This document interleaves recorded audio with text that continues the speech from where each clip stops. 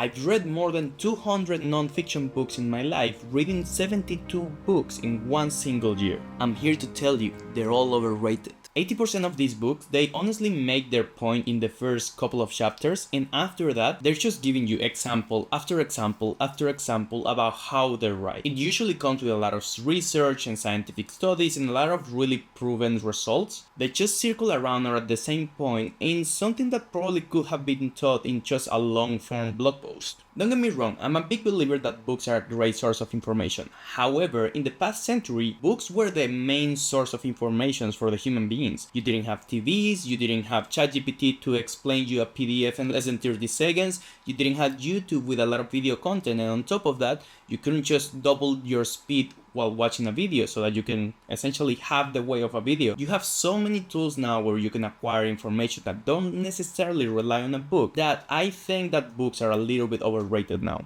We're living in the content era. If you're not doing what you're supposed to be doing with your life, it's not because you don't know what to do. It's because you're lacking actionability. You need to take action in the small things that you actually learn and not simply ingest all of this information and daily productivity tips without actually implementing them into your lives. I'm a big fan of Stoicism, but I mainly stopped reading it because of this quote. It says, "Be careful, however, lest this resting of many authors and books of every sort may tend to make you discursive and unsteady.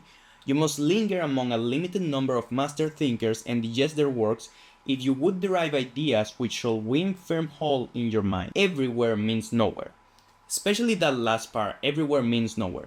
If you end up reading hundreds of books but actually not applying anything of what you're learning, you're just becoming mentally obese. You're just acquiring knowledge for the sake of acquiring knowledge and not actually applying it to your lives. At least for me, that's always been my problem. I've been consuming too much and not producing enough. I have to create more, not consume more. I don't have a problem not because I don't know what to do. I have a problem because I just don't know how to implement it, or I suddenly create excuses for myself for me not having the perfect environment for having that implementation. At least for me, something that's really helped is that I think that I'm walking through life like if it was a foggy path. And that for me means that I don't really know where life is going to take me, but I'm going to be focused on taking a really confident next step and taking it one step at a time with action, not by simply just thinking about how perfect that next step has to be. I'm going to be better. One step at a time, I'm going to understand what's my life's purpose. Something that really made me flip the switch on how to acquire knowledge is that I have to acquire knowledge as a reactive measurement and not as a preventive measurement. All of the tools available and all of the possible scenarios available in my head before they actually happen, that's good to some degree, but after you get some sort of experience, because the problem that you can get to is that you can overthink many things that are never going to happen, prepare yourself for 1,000 imaginary scenarios that they never actually happen, and you're just wasting time and resources in something that you could actually be building better. Gain knowledge only when you need it to, not to prevent something that still hasn't happened. Just because you can be better tomorrow doesn't mean that you have to be ashamed of the person that you are today. We are who we are by the cumulus of choices that we've made across our life, and that's who made us who we are today. That's nothing to be ashamed of, but we do have to strive to be better in the future, and that's a really difficult balance to get. But I will tell you, you won't get out of the situation that you're in by only acquiring knowledge. You have to act on this, and that's the thing that changed for me. I honestly stopped reading so many books probably in the last 2 years, and I've never seen so much personal growth on my end, mainly because I'm implementing things that I learned from those books, but I finally broke the cycle of constantly having to learn things. I know that can be very appealing from the outside when someone is not at the stage that they actually are putting effort into themselves, but it can also be quite tricky because you end up having this bubble that you're improving yourself and improving your situation when in reality you're still in the same situation. It just makes you feel good when you read the book, but you're not really changing your life. We all always want to be in a better situation than what we are today, but that's just because the grass is always also greener on the other side. Everything looks great on someone else's Instagram or YouTube or another social media. Everyone's only going to post their wins. What you can do only is make the correct choices so that you know that the person that you look in the mirror is going to give you some sort of self-respect that you only acquire by doing the actions day to day consistently that you know they're going to make you better. You have to build that self-respect by actually taking action and creating, not by simply consuming and consuming and consuming. The virtue that every one of this generation is lacking is patience, because everything nowadays seems like an overnight success. That's not something that we can control. We can only control the actions that we take on our day-to-day. And you need to define for yourself what success is. And for me, a part of that growth has meant to stop reading so many books and actually taking action on them. I hope you enjoyed this video, and I'll see you on the next one.